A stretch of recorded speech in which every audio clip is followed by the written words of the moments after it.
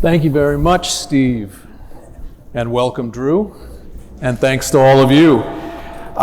Drew, I just want to start by getting sort of your backstory here. You started at Walmart, came to Lennar a couple years ago, but I'm curious as to know, how did your years at Walmart, HR-wise, either prepare you for Lennar, or how was it different? Yeah, I first of all, happy to be here. I think this is my second year in a row to be at this conference, and it's a delight, so thank you for having me. I did spend 21 years at Walmart. Actually, 17 years of that was in operations, so most of my time there was operationally focused in supply chain and then in retail operations and e-commerce, and had the opportunity to move into the people space. And at the time, it was really to lead Walmart's future of work initiatives, which was what was going to be the workforce of the future inside of retail. And it was just a great opportunity for me, and I went through several different iterations, different jobs, and eventually was running the HR from an operations perspective for Walmart US. So it was a great career, learned a ton. One of the things I got a front row seat for is really the transformation that retail went through in the 2000s. If you think about it, when I first started with the company, Amazon had barely even started. And so there wasn't a whole lot of this multi-channel, omni-channel approach in retail. And so I got to see that transformation over those 20 years. And I learned a lot about change. I learned a lot about how to digitize a business. And I learned a lot of how important your people are through that transition. And so I think those learnings, both operationally and then in the HR space, plays really well in home building. So home building, if you don't know, home building has really just started that revolution from a technology perspective. In 2008 was the financial crisis, and from 2008 to really 2020 almost, we were in a housing kind of deficit. We had built a lot up in early 2000s, and from 2008 to 2020, the business really was trying to survive. This is all of home building. And so since that time, now we have about 3 to 5 million homes short across the United States. And so the demand is massive, as we all know, for housing. And so because of that, home builders have started to find themselves in a position with enough capital, enough resources and growth to start investing in technology, thinking of new ways of doing things, and really to capitalize on some significant growth to this point and in the future. And so I feel like it's almost like retail back in the late 90s, early 2000s, and it really plays well. But when we talk about the people space, as you put it, at Lennar, we're talking about 13,000 employees. But one of the things that strikes me that may be different from your time at Walmart is that a home building construction business like Lennar requires such a multifaceted diversity of talent. What are the biggest challenges, particularly under this transformation that you're talking about, the biggest challenge to hiring, training, and retaining that very Baroque diversity of talent that a sector like this requires? Yeah, so in home building, it's interesting. So we have 13,000 associates, but we have hundreds of thousands of trade partners that we work with that actually build the homes. And so we're really contracting those, selling the homes, and then what we call customer care, which is caring for the homes after they're sold. And so it's a very diverse pipeline of people. And then on the corporate side, we have this whole push into technology, just like we're all going through, a push into AI, a push into really standardizing the way we do things, kind of an engineering approach to home building. And so there's a wide range of talent. One of the things I've found in attracting, though, is everybody, for the most part, you have a home, right? You can relate to the industry. When you buy a home, if you happen to be a home owner, it's the biggest asset that you'll ever buy in your life. It's the biggest product you'll ever buy. So there's this emotional connection to the business that really plays well. And then I think it's also as people understand the growth potential in this industry. And one of the things I tell our CEO all the time is, part of my job is selling Lennar to future candidates. And it's probably one of the easiest sales I can do as I talk to people. And it's mainly due to the fact of how diverse the type of jobs that we have, but then also just the opportunity there is. But there's this extra layer when you're talking about Lennar, because an extra layer, I could say, of the core value of the company, because one of the things Lennar is most known for is affordable housing. And that almost brings this sort of tinge of social mission to what Lennar does. How does that create a challenge of connecting, as the name of this business, this chat is, connecting a people strategy to a business strategy in terms of HR? Yeah, so one of the things I have found, and this is at Walmart and here, and it's just really people, from a CEO down to an entry-level position, is people want to connect to a few things. They want to connect to their team. They want to connect to their job. They want to connect to the work that they do. And then they want to connect to almost a company mission and directive. And at Lennar, we kind of have all of those things. From a company mission, we really do feel like our role is helping America build a more healthy housing market. And to do that, there takes a lot of different elements. One huge element is more of attainable housing. For those of you that live in Miami, you probably know this very well. If you live in other parts of the country, you know this very well. But housing has really been on a run from a price perspective. And so we think there's a role to be played in national home builders, and for us particular, in really finding ways to efficiently build homes so that we can provide attainable homes for more people. And we're going to build 80,000 homes this year. That's a lot of homes. Yep. We expect that to grow into next year. And a big part of that's going to be more attainable homes. Mm-hmm. But then, again, talking about transformation, one of your big challenges, I know, and this is something you started at Walmart, even back before AI was cool, connecting HR to AI. And you have talked about this, what's sort of an ambitious project or mission of almost sort of fully automating the HR mission as we know it. Can you tell us more about that? Yeah, I'm assuming AI came up a little bit today. It's kind of the hot topic. But I would tell you, in our industry, in our business in HR, I think it's primed for this technology. How long have we been talking about we're going to free up business partners so that they can add value in different ways? For like 10 years, we've been talking about that, right? I think the technology is actually here to do that. And I think majority of what HR does today will be either fully automated or greatly automated in the next 2 to 3 years. And because of that, what that really enables us to do is to focus on other things. And we're starting to see it.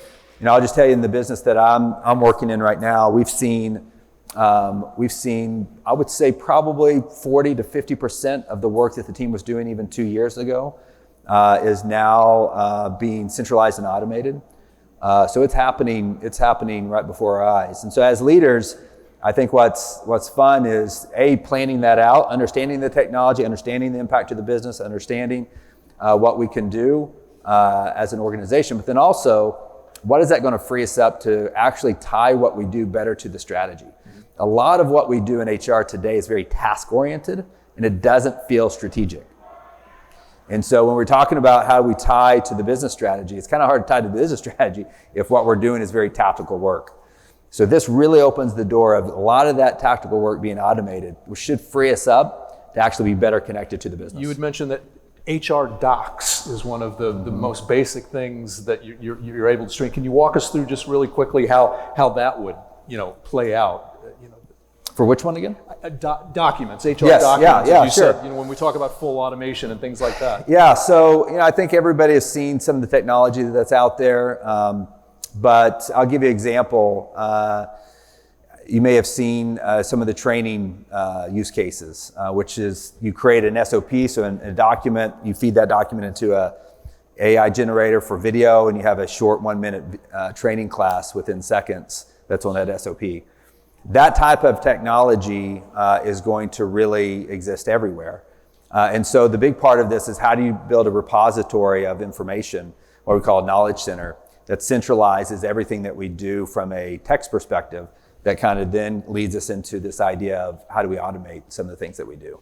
So I would just tell you, it's extremely excited. Hopefully you guys are seeing that across your business. There's a lot of things you can do with even small budgets, but it's going to happen. It's going to happen very quickly. And as I mentioned, you sort of started in on this at Walmart. As I said before, AI was really on the radar of the public.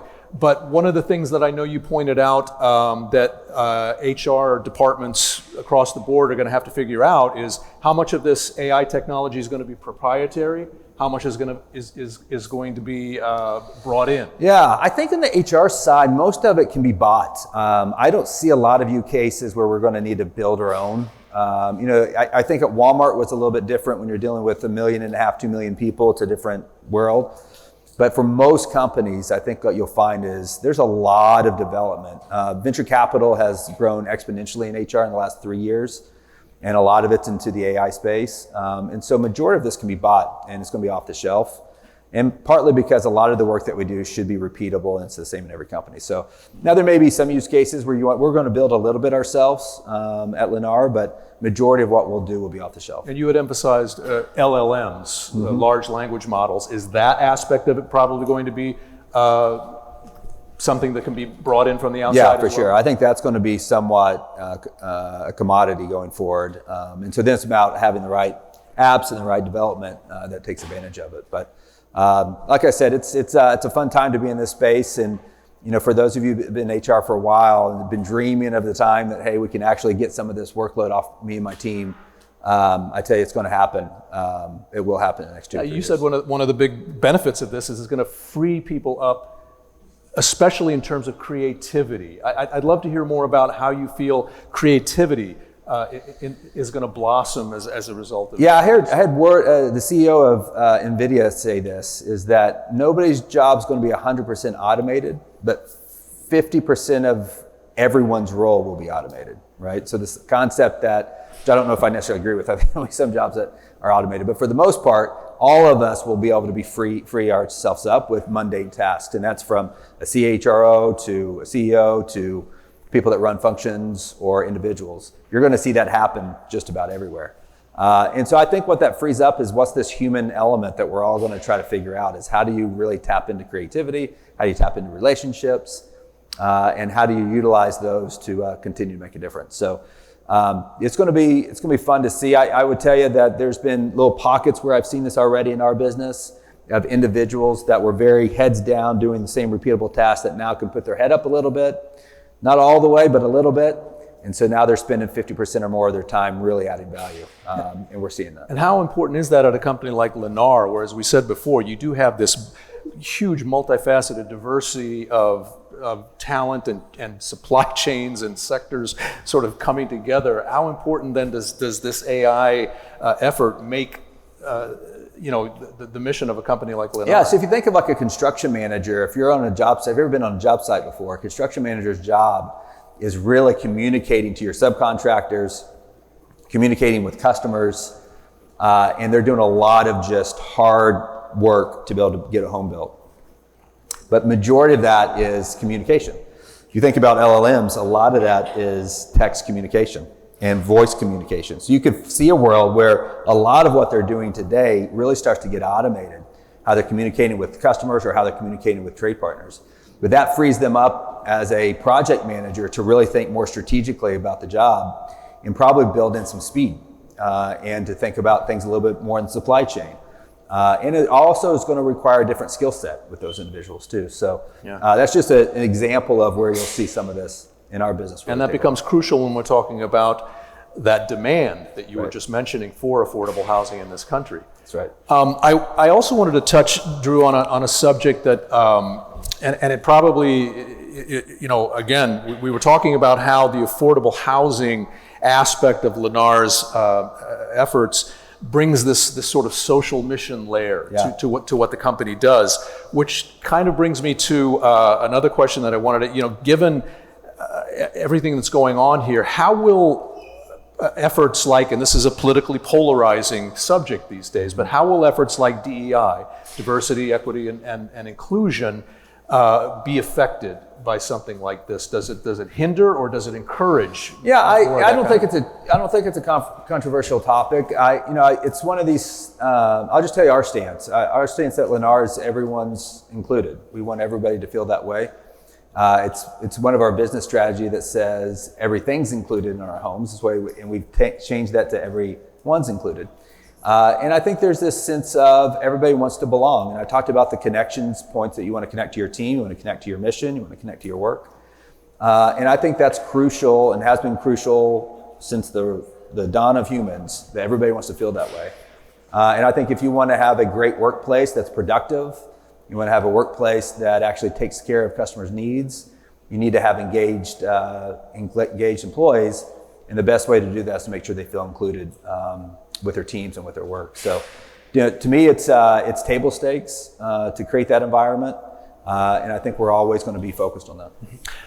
You mentioned Miami as sort of a hot spot for the concerns about affordable housing. Where else in the country does Lennar see affordable housing being the kind of anxiety, let's call it, that it is here in Miami? And also, how does that affect how you approach, again, how to hire, train, retain people to meet the demands of those hotspots? Well, real estate is a very local game, but I would tell you there's some general themes that you would say. And one is we need more homes. For the most part, most market needs more homes. When you don't have enough homes, when you have not enough supply and there's too much demand, your prices are going to rise. And so we need to build more homes as a country. And that's why we're committed to continue to grow our business to account for that. And majority of the growth that we're going to find is going to be in attainable homes. And so that's what our focus is on. But we need all kinds. We need entry-level single family. We need entry-level multifamily. We need people that need to rent for a while before they buy. We need people who want to buy right when they get done. So there's all of these elements of a life cycle of a consumer, and what we're trying to do is fill those, especially the first ones. When I first came out of college, I got married, and I rented my first duplex. And it took me several years for me to kind of bounce around. And eventually I got enough for a down payment, and I bought my first home.